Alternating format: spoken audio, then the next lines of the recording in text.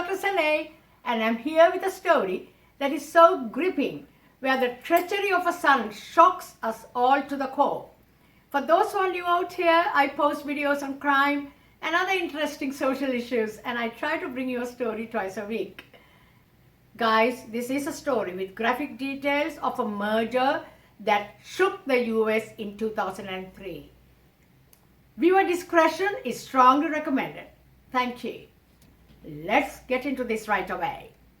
Thomas Bart Whitaker was born on December 31st, 1979 to Kent and Tricia Bartlett, who were an educated, very affluent American couple living in Sugar Land, Texas. Kent was an accountant and Tricia was a school teacher, and they led a very comfortable life. They were known amongst their peers and neighbors as a very good, law-abiding, dignified couple. 4 years after Bart was born, they welcomed another boy, Kevin, in March 1984. Thomas Bart Whitaker was a child who was paranoid and also known for not telling the truth.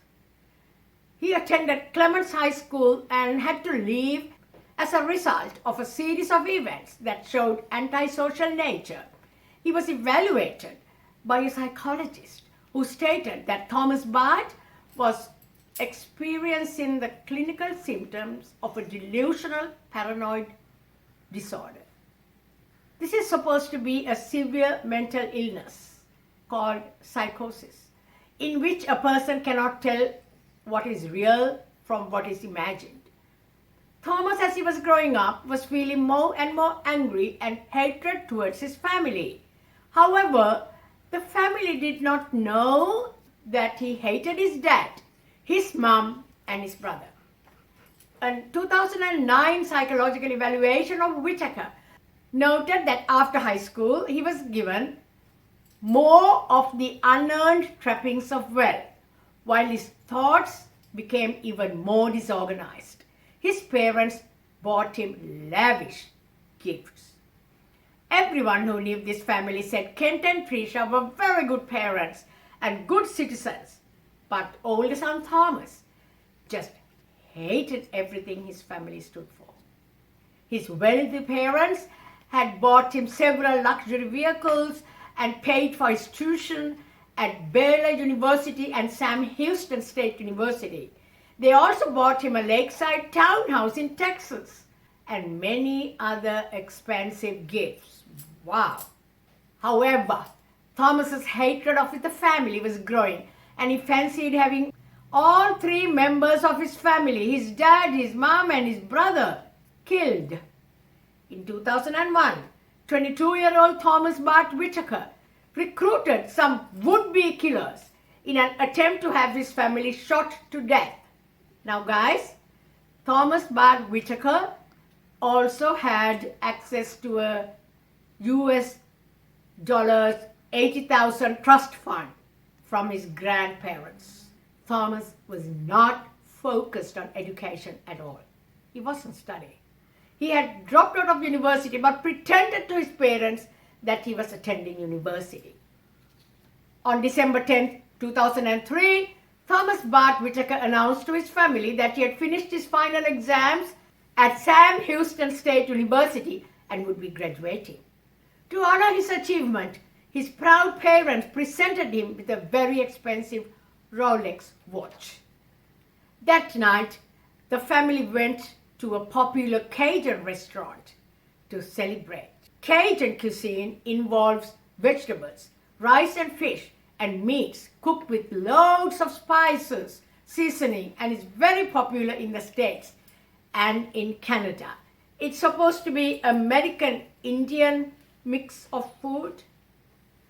Guys, photos taken from that happy family night show Bart smiling for the camera, but he told a 2009 interview that he knew at that moment that an intruder had entered their home and was waiting for their return.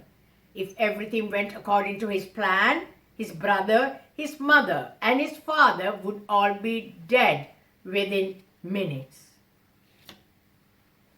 I wanted them dead, he added. it was my idea. Oh my God, Bart Whitaker. Oh my God. When the family arrived home, Bart, knowing what awaited his family inside, ran down the driveway saying he needed to grab his cell phone out of his car. Bart's 19-year-old brother Kevin Whitaker was the first to open the door and was shot in the chest immediately. Then his mother followed and was instantly shot as well. Next, his father was shot at through the right chest and arm. Bart in the interview described how he then ran into the house and pretended to try and catch the shooter. They wrestled a bit and then Bart was shot in the arm to make him appear to be a victim also. It was to distance me from the guilt, Bart told later. But also I think on an internal level, it was me realizing that there was no way that I could come out of this physically unscathed. Brother Kevin and Mum Tricia both died from their gunshot wounds. Bart's dad Kent survived. Investigators would later discover that Bart had never graduated Sam Houston State University and was still listed as a freshman on academic probation. When Dad Kent and Thomas Bart were released from the hospital, Bart moved back home where they spent time together reading the Bible. The investigation made little progress until a man named Adam Hipp walked into the Sugarland police station and introduced himself as a former friend of Bart Whitaker's. Hipp told the police that Bart had hatched a murder plot in 2001 to have his family killed and was aborted. The plan was aborted at the last minute. Hipp claimed Whitaker had asked him to be the shooter. Another break in the case came in August 2005 when a man named Stephen Champagne, who was Bart's former co-worker and neighbor, went to police and confessed to assisting in the crime and provided the entire story of what happened on that fateful December 2003 night. Champagne told investigators that Bart had set up the crime and lured his family to dinner to celebrate his fake graduation from college. As the Whitakers celebrated, Champagne said he watched from a car in the parking lot. Meanwhile, Bart's roommate, Chris Brasher, hid in Bart's SUV outside the Whitaker house. Champagne told police Brasher entered the house with the key and disabled the alarm with the code Bart had given him. Champagne said he followed the family home and parked on a nearby street and waited. After the shooting, Brasher had joined Champagne in the car and they fled the scene. Bart said his family was worth a lot of money.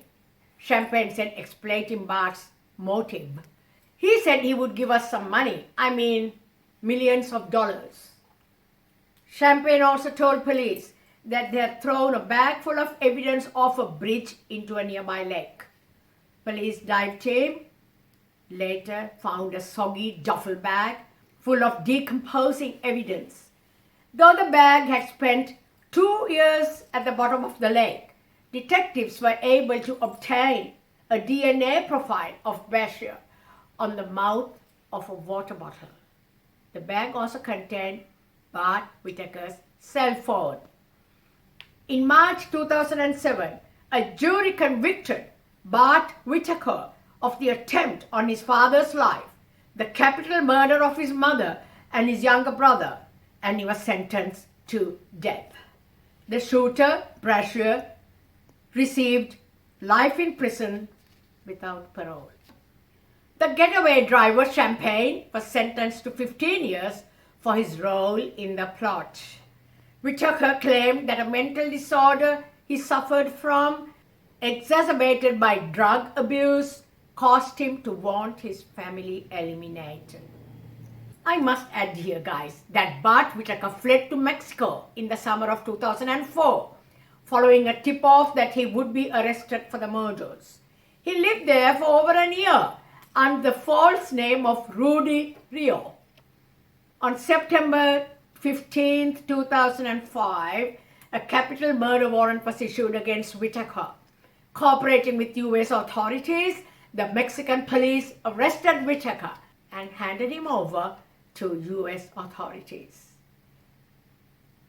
Did he think he was going to get away scot-free? Guys, this is shocking.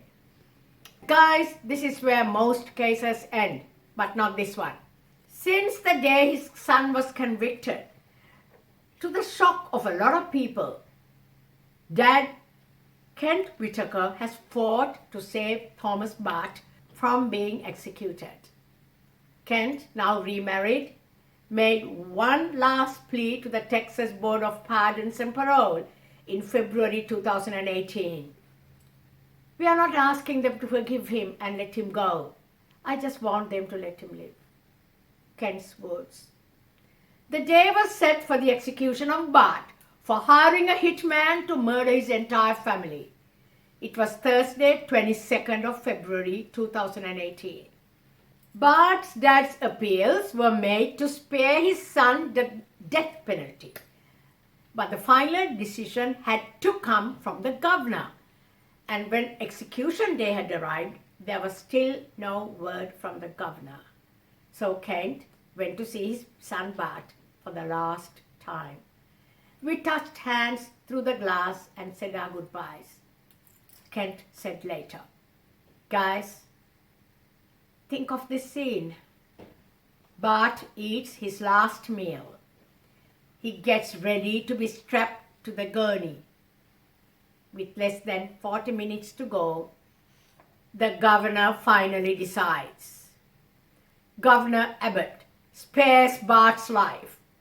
Bart will spend the rest of his life in a jail cell. Spreading his message of forgiveness as well as fighting to prevent his son's execution, Kent wrote a book, Murder by Family, in which he tracks the pain, tears and faith that carried him through it all. Dad Kent Whitaker was so relieved. I think that justice would be the opportunity to spend his life helping others and allowing me the opportunity to walk that road with him," Kent Whitaker said. Guys, that's it for tonight. I also want to tell you that this is very upsetting and this is very disturbing that parents are killed by their children. Jennifer Pan, Canada, the Zaman story I did, again Canada, they killed their parents for whatever reason they thought that the parents had to be killed. It is agonizing even to think of this kind of mindset. Guys, don't you agree? And thank you for hanging out with me tonight, and I will see you once again real soon. Good night.